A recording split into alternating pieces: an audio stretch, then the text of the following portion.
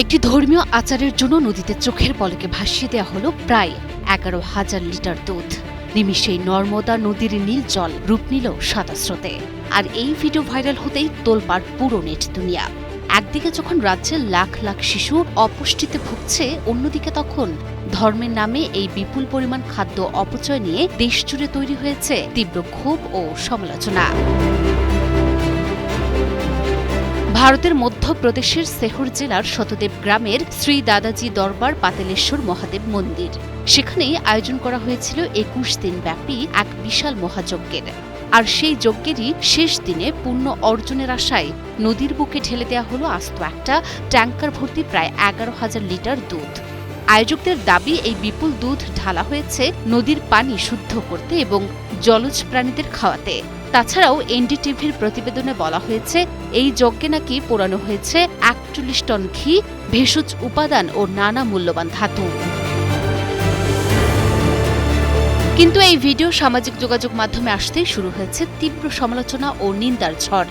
সমালোচকরা আঙুল তুলছেন মধ্যপ্রদেশের নিজস্ব নির্মম বাস্তবতার দিকে, যেখানে রাজ্যের লাখ লাখ শিশু দুমুঠো পুষ্টিকর খাবারের জন্য লড়াই করছে, সেখানে ধর্মের নামে এমন অপচয়কে বিবেকহীনতা বলে আখ্যা দিচ্ছেন অনেকে। মধ্যপ্রদেশের হাইকোর্টে দায়ের হওয়া একটি জনস্বার্থ মামলার তথ্য বলছে, এই রাজ্যেই 10 লক্ষেরও বেশি শিশু চরম অপুষ্টিতে ভুগছে, যার মধ্যে 1,36,000-এরও বেশি শিশুর অবস্থা আশঙ্কাজনক। তাই নেটিজেনরা প্রশ্ন তুলেছেন, যে রাজ্যে শিশুরা এক ফোঁটা দুধের জন্য কাঁদছে, সেখানে নদীর জলে এভাবে দুধের বন্যা বইয়ে দেয়া কতটা যৌক্তিক?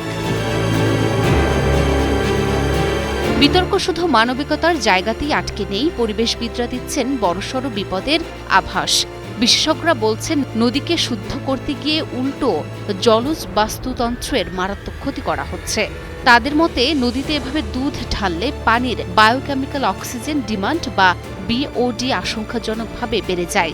ফলে পানি থেকে দ্রবীভূত অক্সিজেন কমে গিয়ে শ্বাসরোধ হতে পারে মাছ ও অন্যান্য জলজ প্রাণীর।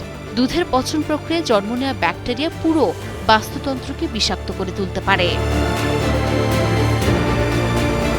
ভক্তি মানুষের ব্যক্তিগত বিশ্বাসের জায়গা, তাতে কোনো সন্দেহ নেই। কিন্তু সেই ভক্তি যখন ক্ষুধার্ত শিশুর মুখের গ্রাস কেড়ে নেয় কিংবা প্রকৃতির ভারসাম্যকে হুমকির মুখে ফেলে, তখন প্রশ্ন ওঠা স্বাভাবিক। তাই তো প্রশ্ন তুলছেন নেটিজেনরাও।